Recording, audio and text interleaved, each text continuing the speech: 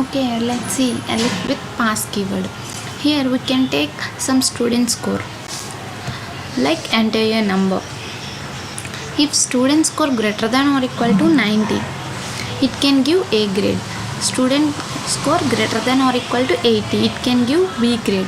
Student score greater than or equal to 90, it can give C grade. Student score greater than or equal to 60, it can give D grade.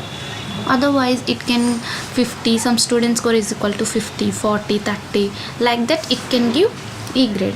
We can take pass keyword. Why we can take pass keyword? It do nothing in code. Why? Because of the pass statement is a placeholder that do nothings when executed, but it is used when a statement is syntactically required but do not want to execute any code. It is used. Why? Because of syntactically. That's why we can use pass keyword. We can take some 99 and let's comment this pass keyword. Let's run again. Give some 88. It can give output. Why? Because of pass keyword.